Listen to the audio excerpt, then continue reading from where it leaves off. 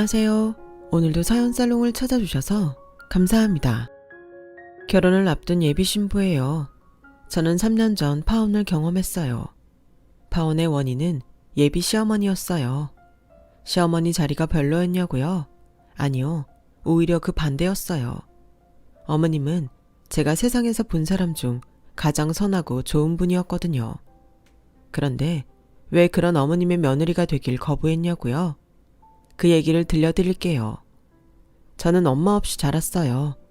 제가 3살 무렵이던가요.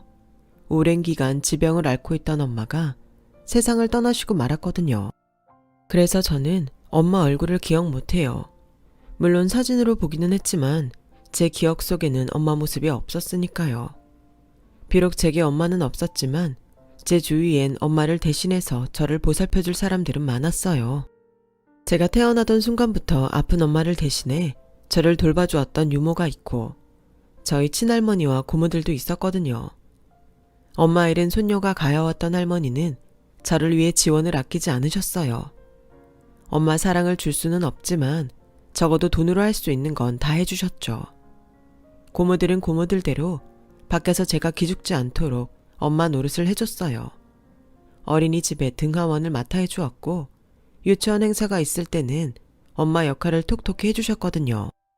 선생님들 외에는 제가 엄마 없는 아이라는 걸 모를 정도로 완벽하게요. 하지만 딱 한 사람, 아빠만은 제게 그 어떤 노력도 하지 않았어요. 마치 저와 담을 쌓고 살려는 사람처럼 제게 곁을 내주지 않으셨죠. 매일 아침 일찍 출근해서 밤늦게 돌아오는 아빠는 한 번도 저를 안아주지 않았어요. 제가 아빠한테 다가가도 무뚝뚝한 표정으로 일관하셨죠. 그럴 때마다 저는 아빠는 나를 싫어하나 보다 생각했어요. 그런 생각이 들다 보니 저 역시도 아빠 곁에 다가가지 않게 되었죠. 이런 제 모습이 마음에 걸렸는지 할머니는 제가 묻지도 않았는데 아빠 대신 변명을 하시곤 했어요. 예진아, 아빠한테 많이 서운하지? 그런데 말이다. 아빠도 우리 예진이랑 놀아주고 싶지만 일 때문에 바빠서 어쩔 수가 없어. 아빠는 사장이잖니? 그 많은 직원들을 먹여 살리려면 엄청 바쁘고 일도 많이 해야 되거든. 예진이가 아빠 좀 이해해 주렴. 아빠는 돌아가신 할아버지를 대신해서 회사를 꾸려나가고 계셨어요. 제가 태어나기도 전부터 말이죠. 할머니 말대로 정말 바빠서 그랬는지는 모르겠지만 아빠는 집안일에 신경을 쓰지 않았어요. 좀 더 정확히 말하자면 집안일이 아니라 저한테 신경을 쓰지 않았다고 해야 맞는 말일 거예요. 어릴 때는 그런 아빠가 많이 미웠지만 나중에 저희 엄마가 돌아가신 이유를 듣고 나서는 그 당시 아빠 심정을 조금은 이해할 수 있었어요. 저희 엄마는 출산이 힘들 정도로 몸이 약했는데 아이를 갖고 싶은 마음에 아빠 몰래 피임을 중단하고 저를 가지셨대요. 아빠의 반대에도 불구하고 출산을 감행한 끝에 몸 상태가 더 안 좋아져서 결국 세상을 떠나게 된 거였죠. 아빠는 엄마의 죽음이 저 때문이라고 생각했던 모양이에요. 저만 아니었으면 엄마가 그렇게 일찍 세상을 떠나지는 않았을 테니까요. 그러니 제가 곱게 보였겠어요. 밤에 집에 돌아오면 아내의 빈자리가 느껴지고 거기다 엄마 잃은 딸까지 있으니 아내 생각이 더 절실했겠죠. 30이 간 넘은 나이에 하루아침에 사랑하는 아내를 잃고 마음 들 곳이 없었던 아빠는 회사 일에 매달리기 시작했어요. 덕분에 회사는 할아버지가 운영할 때보다 더 번창할 수 있었죠. 저희 집안 형편은 말할 나위 없고요. 부유했던 제 어린 시절은 남부러울 게 하나 없는 풍족한 생활의 연속이었어요. 엄마가 없긴 했지만 엄마의 빈자리는 앞서 얘기했던 유모와 가족들이 대신 채워주었으니까요. 큰 고모는 제가 초등학교에 입학하자 입학시까지 따라와 엄마 노릇을 했고 덕분에 반 친구들 모두 저희 큰 고모가 제 엄마인 줄 알았어요. 제 입으로 우리 엄마라고 한 적은 없었지만 저희 큰 고모가 여느 엄마들 못지않게 저를 챙겨주셨기 때문에 아무도 의심을 하지 않았던 거죠. 큰 고모가 시집을 간 후론 작은 고모가 바통을 이어 엄마 역할을 해주었어요. 그러다 제가 중학교에 들어가면서 유모가 일을 그만두었고 얼마 뒤 작은 고모마저 결혼을 하게 되면서 더는 엄마 역할을 해줄 사람이 없게 되었죠. 고3 때 진학을 앞두고 학부모 상담이 있었는데 하필 그날따라 두 고모 모두 시간이 안 돼서 난감한 상황이 되고 말았어요. 할머니는 연세도 많으셔서 학교에 오신다 해도 별 도움이 안 될 거라 내심 걱정을 했는데 생각지도 못했던 아빠가 학교로 오셨더라고요. 상담을 마치고 아빠 차를 타고 함께 돌아오는데 어찌나 어색했는지 몰라요. 기사 아저씨 대신 아빠가 직접 운전대를 잡고 저는 보조석에 앉아 있어서 더 그랬죠. 부녀간의 대화 없이 침묵만 흘렀어요. 그러다 아빠가 신호가 걸려 잠시 멈춰섰는데 아빠가 뭔가를 보고는 아 하고 놀라시더라고요.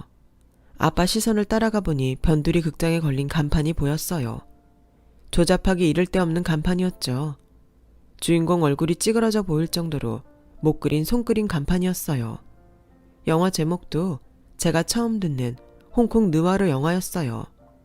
아빠는 잠시 생각하더니 물끄러미 저를 보시고는 그러셨어요. 예진아, 아빠랑 영화 보고 갈래? 네? 아빠가 저보고 뭘 같이 하자고 한 것도 처음이고 특히나 함께 영화를 보는 건 처음이라서 어벙벙한 표정으로 아빠를 바라봤어요. 아빠도 자신이 말을 내뱉기는 했지만 내심 어색했는지 귀가 빨갛게 달아올랐더라고요. 그런 아빠를 보니 거절을 할 수가 없었어요.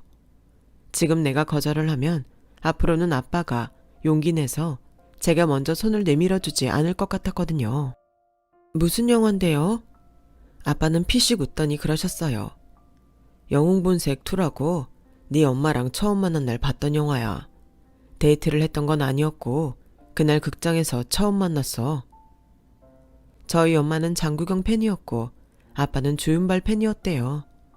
두 분은 같이 영화를 봐줄 사람을 못 찾아서 각각 혼자 극장을 찾았다가 나란히 붙은 자리에 앉게 되었죠. 장국영이 전화박스 안에서 죽는 신이 나오자 엄마는 대성통곡을 하며 오열을 했고 극장 안에 있던 사람들은 엄마의 옆자리에 앉은 아빠한테 여자친구 좀 달래라고 한 소리 했다나 봐요. 얼떨결에 엄마를 달래게 된 아빠는 아이처럼 엉엉 우는 엄마한테 반했고 영화가 끝나고 극장을 나서는 엄마를 쫓아가 데이트 신청을 했대요. 난생 처음 듣는 부모님의 젊은 시절 얘기에 저는 마치 청춘 영화를 보는 기분이 들었어요. 저만치 떨어져 있던 아빠가 조금은 제 곁으로 다가온 기분도 들었고요. 그날 아빠랑 영화를 보는 내내 저는 영화에 집중할 수가 없었어요. 영화를 보는 아빠 눈시울이 젖어 있는 걸 보았거든요. 2시간 남짓한 영화 상영 시간 동안 아빠는 먼저 떠난 아내와 함께했던 오래전 그날을 떠올렸을 거예요. 영화가 끝나고 극장을 나선 아빠는 모처럼 나왔으니 맛있는 걸 먹고 가자고 하셨어요. 그렇게 아빠랑 단둘이 처음으로 밖에서 밥을 먹었는데 아빠가 물끄러미 저를 바라보시며 그러셨어요. 오늘 보니까 우리 예진이 엄마랑 정말 많이 닮았더라. 엄마 젊은 시절이랑 똑같아. 네 엄마도 너처럼 속눈썹이 진해서 멀리서 봐도 눈이 참 예뻤거든. 그동안 아빠한테 많이 서운했지? 실은 점점 엄마를 닮아가는 널 보면서 네 엄마가 떠올라서 다가가지 못했어. 엄마를 잃은 네가 더 힘들었을 텐데 아빠가 속이 좁아서 내 마음 아픈 것만 생각하고 살았구나. 예진아, 아빠가 미안해. 하지만 단 한순간도 우리 예진이를 사랑하지 않은 적 없어. 그 마음만은 알아줬으면 좋겠다.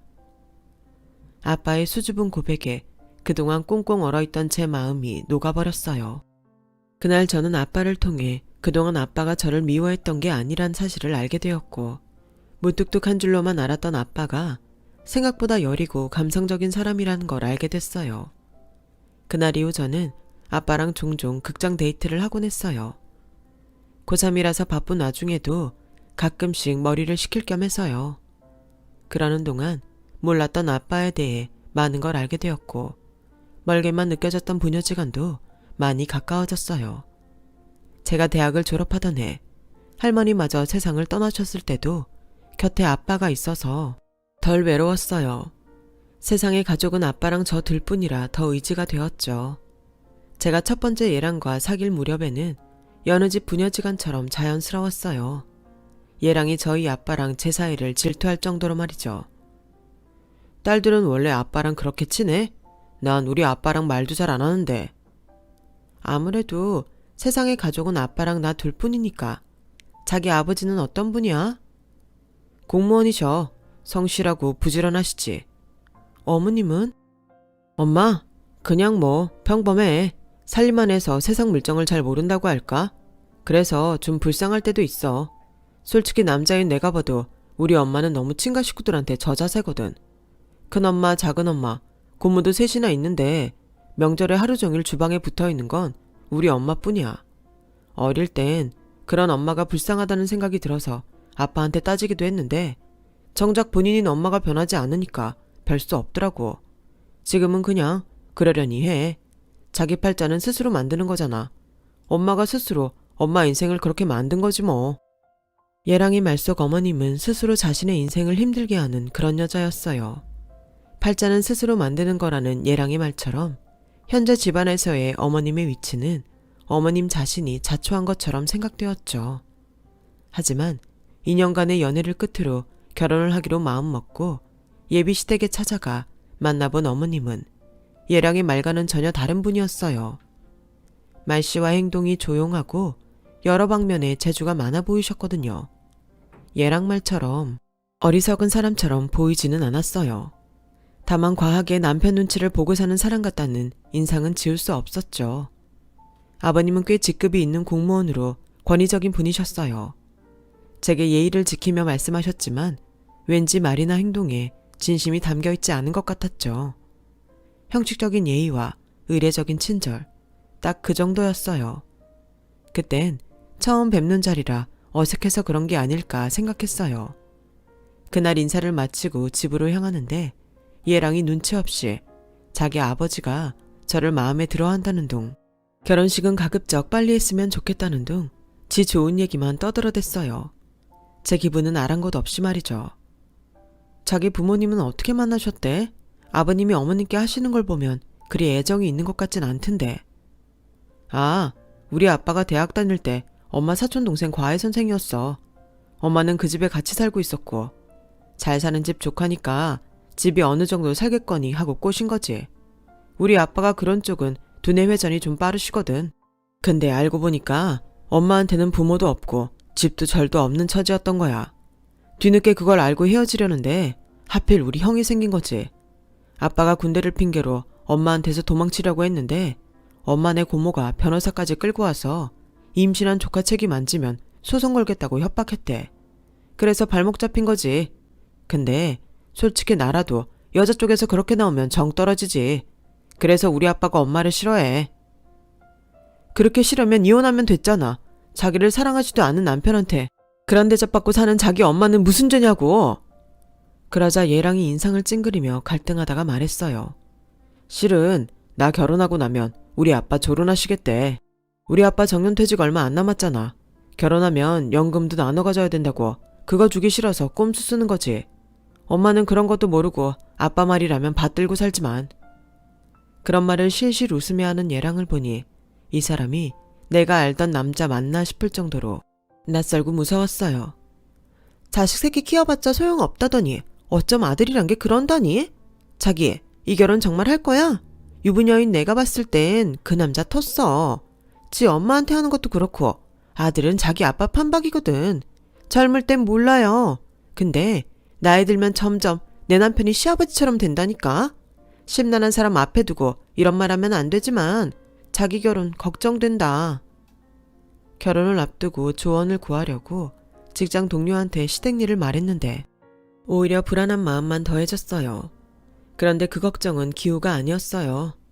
결혼식 날짜가 정해지자 아버님은 슬슬 본색을 드러내셨는데 그 모습이 정말 추잡해 보였거든요. 제 앞에서는 당신은 욕심이 없다시며 결혼은 간소하게 하자고 하셔놓고선 어머님께 들려보낸 예단비 금액이며 예단 목록은 간소한 게 아니라 과하게 호사스러웠거든요. 하나같이 당신이 쓸 물건들로 채워진 예단 목록에 저도 모르게 헛웃음이 튀어나왔어요. 그러자 어머님은 그런 제 앞에서 죄인처럼 고개를 숙이셨죠. 너무 과하죠? 미안해요. 아니에요. 그런데 이거 전부 아버님이 쓰실 것들인가 봐요. 골프채 세트며 안마의자, 낚싯대까지. 원래 예단을 이런 걸로 준비하는 건가요? 제가 엄마가 없어서 어디에 물어볼 데가 없어서요. 그러자 어머님은 잠시 침묵하시고는 결심한 듯 제게 말했어요. 이 결혼 꼭 해야겠어요. 내가 보기엔 예진 씨는 어디 가서도 사랑받을 수 있는 사람 같은데 왜 굳이 이 결혼을 하려고 하는 건지. 내 아들 혼사에 이런 말 하는 거 이상하게 들릴지 모르지만 솔직히 나는 지금이라도 예진 씨가 이 결혼 접었으면 해요. 나도 친정 부모님이 계셨다면 지금 남편이랑 살지 않았을 테니까요. 진심이 담긴 그 말에 가슴이 철렁 내려앉는 것 같았어요. 내심 저도 이 결혼이 탐탁치 않게 느껴지던 참이라 그랬나 봐요. 결혼이 기정사실화되고부터 얘랑은 저희 아빠 재산이 마치 자기 소유가 된 것처럼 행동하기 시작했고, 아버님 역시 부자 사돈한테 한미천 잡으려고 혈안이 된 사람 같았거든요. 그러면서도 자기 손을 더럽히지 않으려고 돈 얘기는 무조건 어머님을 앞세워 하셨어요. 당신은 고고하고 정의로운 사람인 척 가식을 떨면서요. 이런 종류의 인간은 처음 접하는 터라 하루하루 결혼에 대한 확신이 없어진 차에 어머님의 말씀은 내 결심에 쐐기를 받게 되었죠. 그래서 이 관계를 어떻게 끝내야 하나 고심하고 있었어요. 그런 와중에도 얘랑과 아버님은 제가 이런 생각을 하는지 꿈에도 모른 채 자신들이 원하는 방향으로 결혼식을 끌어갈 궁리만 했어요. 특히 아버님은 아예 대놓고 제 앞에서 어머님께 함부로 행동하기 시작했고, 예비며느리 앞인데도 당신 아내한테 야, 라는 호칭을 쓰고 말끝마다 네가 하는 게 다 그렇지 라는 말로 어머님의 자존심을 밟았어요. 저는 살면서 그런 무례한 행동을 처음 접하는 거라서 거북하더군요. 하지만 얘랑은 그동안 그런 분위기에 익숙해져서 그런지 아무렇지 않아 보였어요. 오히려 자기 아버지를 따라 사소한 일에도 어머님께 잘못을 돌리는 치사한 모습까지 보였어요. 그런 모습에 같은 여자로서 분하고 화가 나더군요. 어차피 파혼은 결정된 거고 이렇게 된 마당에 솔직하게 저를 걱정해 주었던 어머님을 이 집에서 구제해야겠다는 일종의 사명감이 생겼어요. 그러던 어느 날이었죠. 아버님이 상의할 게 있다고 집으로 오라고 하셔서 찾아갔더니 안에서 아버님 호통소리가 들리더라고요. 너는 그게 문제야. 네가 뭐라고 예단이 과하니 많이 떠들어? 내가 받을만 하니까 받겠다는데 니까짓 게 뭐라고 건방이냐고. 새기네 집이 어느 정도 사는지 너 아냐 모르냐. 이 정도 예단은 그 집에선 껌값이라고. 막말로 장사꾼 주제에 명망 있는 우리 집안이랑 사돈을 맺는 건데 그 정도 돈 안 들이고 자식 혼사 치를 수 있냐. 내가 당연히 받을만 하니까 바라는 거라고. 그리고 너 새아기 앞에서 뭔 소리 했어. 걔가 요즘 나 보는 눈이 달라졌더라. 너 괜히 애한테 허튼 소리 짓거리면 그때 내 집에서 내쫓을 줄 알아. 집도 절도 없는 년 애 뱉다고 받아줬더니 아주 안방마님 노릇까지 하려고 들어. 야, 이숙자 정신 차려. 넌 나 없으면 끈 떨어진 년이야. 그 말에 없던 정도 떨어진 저는 바로 돌아서 나왔어요. 주차를 하느라 뒤늦게 집에 들어서던 얘랑은 저를 쫓아 나왔어요. 나 도저히 이런 기분으로 자기랑 결혼 못하겠어. 싫어. 안 할 거라고. 야, 너 지금 와서 그게 무슨 소리야. 예식장도 다 잡았고 네 드레스랑 웨딩 촬영 예약까지 끝냈는데 이제 와서 결혼 안 한다면 어떡하라고. 좋아. 네 기분 이해해. 근데 이건 그저 단순한 메리지 블루일 뿐이야. 일시적 감정에 잠시 휘둘리는 거라고. 지금 한 네 말이랑 행동 내가 다 용서해 줄 테니까 없던 걸로 하고 들어가자. 너 지금 이대로 돌아가면 우리 아빠 정말 화내셔. 우리 아빠 화나면 너 어떡할 거야? 그게 나랑 무슨 상관인데. 난 그동안 자기 아빠 때문에 밥도 제대로 못 먹고 잠도 제대로 못 잘 정도로 힘들었어. 근데 오늘 보니까 내가 괜한 스트레스를 받았던 것 같더라. 나 이미 자기랑 자기네 집에 정 떨어진 지 오래야. 처음 인사드리러 오던 날부터 줄곧 마음에 내키지 않았다고. 자기 아내한테 함부로 하는 아버님도 그렇고 그런 상황을 당연하게 받아들이는 자기도 정상적으로 보이지 않아. 그런데 내가 어떻게 그런 사람이랑 결혼하고 며느리가 되겠어? 예식장이랑 스드메 예약한 건 내가 처리할게. 그러니까 우리 이쯤에서 그만하자. 그게 맞아. 매몰차게 돌아서는 제게 얘랑은 거기서라고 고함을 질렀지만 그대로 집으로 돌아왔어요. 그리고는 아빠한테 지금까지 있었던 일들을 다 말씀드렸죠. 아빠는 제 뜻이 그렇다면 알겠다며 계약금 문제는 아빠가 대신 처리해 주겠다고 하셨어요. 그렇게 파혼이 결정되고 모든 게 다시 제자리로 돌아온 어느 날, 길에서 우연히 얘랑의 아빠를 보게 된 거예요. 딱 봐도 불륜관계로 보이는 젊은 여자랑 팔짱을 끼고 가더라고요. 그렇게 점잔 떨며 예의 따지던 분이 길에서 여자랑 뽀뽀까지 하고 말이죠. 그 순간 불현듯 얘랑이 했던 말이 떠올랐어요.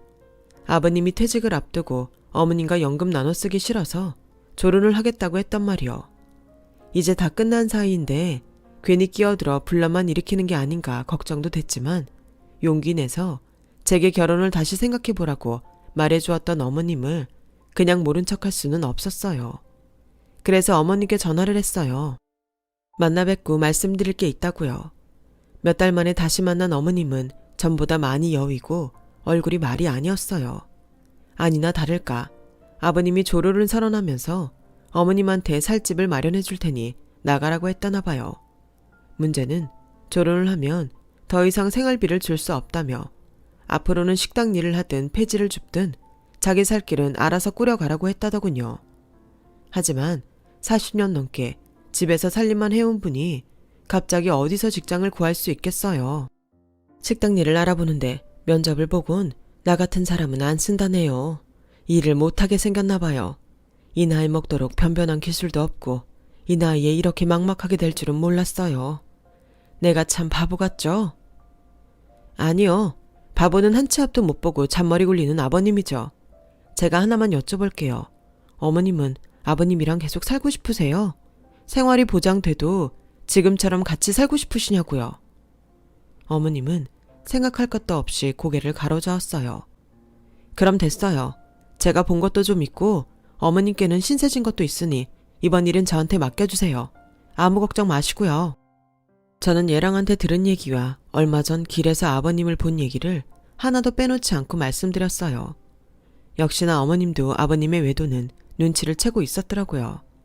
지금까지 사는 동안 그런 일이 한두 번이 아니었지만 눈 감고 귀 닫고 살아오셨다는 말도 덧붙이셨죠. 얼마 뒤 저는 저희 아빠 회사의 고문 변호사님을 얘랑 집으로 보냈어요.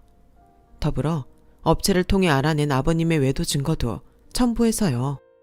변호사님이 이혼 서류를 내밀며 재산 분할에 대한 청구를 할 예정이라 말했더니 펄펄 뛰면서 집기를 부수며 쌍욕을 하시더래요. 변호사가 와 있는데도 아내한테 폭력까지 행사하시면서요. 그 바람에 이혼 소송에는 폭력에 대한 처벌까지 첨가됐어요. 변호사가 돌아간 이후 아버님은 제게 전화해 이게 다 저 때문에 벌어진 일이라며 일을 가셨어요. 너 처음부터 이러려고 내 집에 시집 오겠다고 했었냐?